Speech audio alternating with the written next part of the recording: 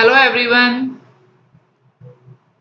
Today's topic is SWOT analysis of the Indian textile industry from the subject of elements of textile. This topic is for the first semester students. SWOT analysis of the Indian textile industry. Now let's start. Indian textile industry. The textile industry in India traditionally, after agriculture, is the only industry that has generated huge employment for both skilled and unskilled labor in textile. The textile industry continues to be the second largest employment generating sector in India. Textile industry India में agriculture के बाद second number पर आती है। इसमें huge of employment हैं, जो skilled और अनस्किल्ड हैं वो काम करते हैं। ये सेकंड लार्जेस्ट एम्प्लॉयमेंट है सेक्टर इसका इंडिया में। बहुत ही ज़्यादा लोगों को ये काम देते हैं। टेक्सटाइल इंडस्ट्री में बहुत ज़्यादा लोग 15 मिलियन लोग जो हैं वो काम करते हैं, क्योंकि ये इंडिया में सेकंड नंबर पर आती है। तो आगे बात करते हैं स्वॉट। S means strength, W means weakness, O mean opportunities, T mean threats. तो ये स्वॉट, इस स्वॉट के जरिए हम ये डिस्कस करेंगे, इस बारे में बात करेंगे कि इंडियन टेक्सटाइल में क्या उसकी स्ट्रेंथ है, क्या उसकी वीकनेस है, क्या उसके पास अपॉर्चुनिटीज है और क्या उसके थ्रेट्स हैं। तो बात करते हैं strength. India strong base in raw materials. India का कच्चे सामान में, रॉ मटेरियल में एक स्ट्रॉन्ग बेस बन चुका है। Cotton dominates the industry. Cotton industry में एक ऐसी स्ट्रेंथ बना चुकी है जिसके आधार पर इंडस्ट्री जो है बेस्ड है। Nearly 56% of yarn produce in made of cotton. Cotton से 56% यार्न जो धागे हैं वो बनते हैं। India is the second largest player in the world cotton trade. India में सेकेंड लार्जेस्ट प्लेयर है कॉटन का। कॉटन का काम टॉप में पाया जाता है इंडिया में। कॉटन का व्यापार सबसे ज्यादा है, ये सेकंड नंबर पर आता है। Country produce nearly 23 varieties of cotton. India में 23 तरह के जो कॉटन हैं वो बनाए जाते हैं। Low cost skilled labour. Skilled labour भी इनको जो है वो कम लागत में मिल जाती है। Presence across the value chain.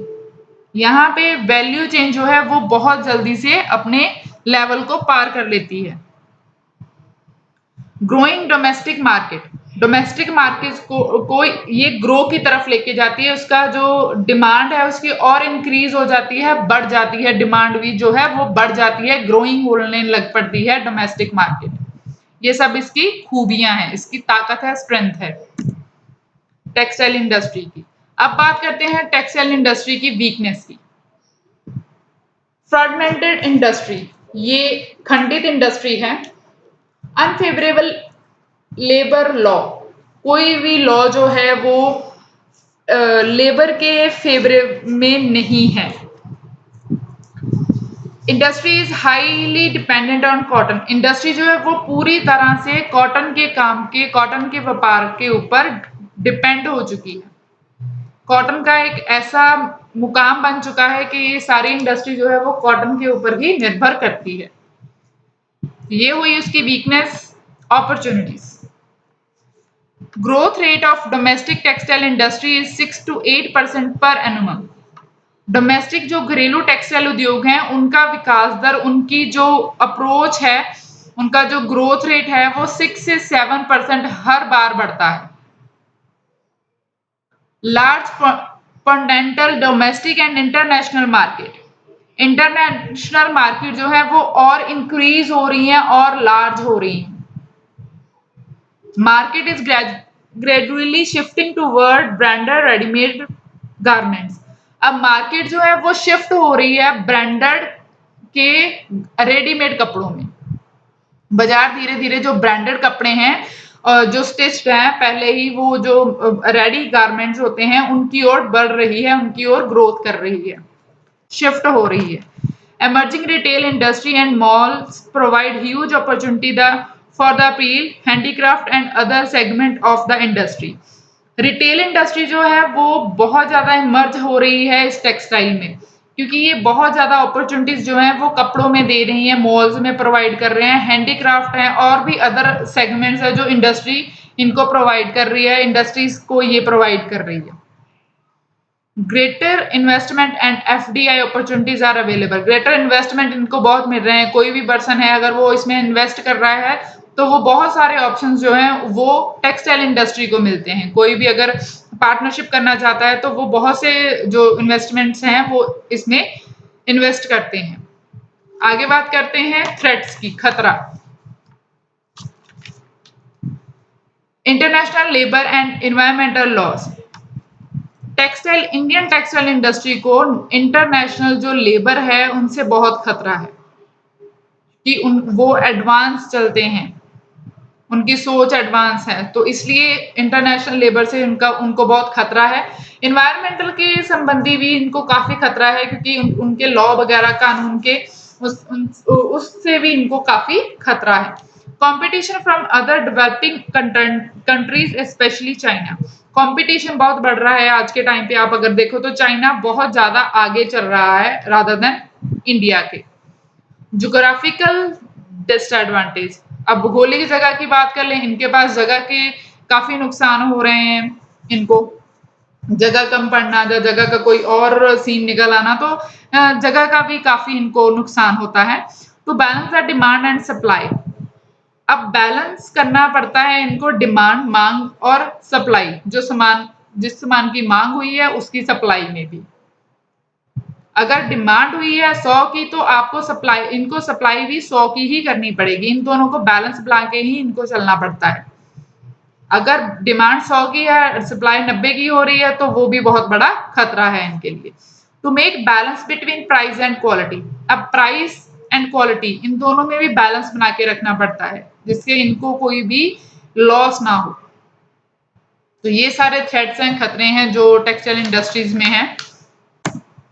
Fact of Indian textile industry. Second largest producers of cotton, for 4% contribute to GDP, 40% contribute to industrial production, 70% contribute to export, to earning directly employment for more than 35 million people. Storage and diverse raw material, second largest export of yarn, globally competitive spinning industry. तो ये सारे facts हैं। जैसे ये second number पर cotton का जो है वो आ रहा है एग्रीकल्चर के बाद, इसमें काफी लोग 35 मिलियन लोग जो हैं इनको डायरेक्ट इनकम काम मिल रहा है। 70% कॉन्ट्रीब्यूट जो ये एक्सपोर्ट से अर्न करते हैं। 40% इनका कॉन्ट्रीब्यूट इंडस्ट्रियल प्रोडक्शन में, इंडस्ट्री को बनाने के लिए स्पिनिंग इंडस्ट्रीज हो रही हैं। सेकेंड नंबर पर ये धागों में बहुत एक्सपोर्ट कर रहे हैं। तो रॉ मटेरियल जो कच्चा माल होता है वो भी इनको काफी फायदेमंद है। Conclusion. India has potential to utilize enhanced strength in textile industry to become a leader in digital text printing.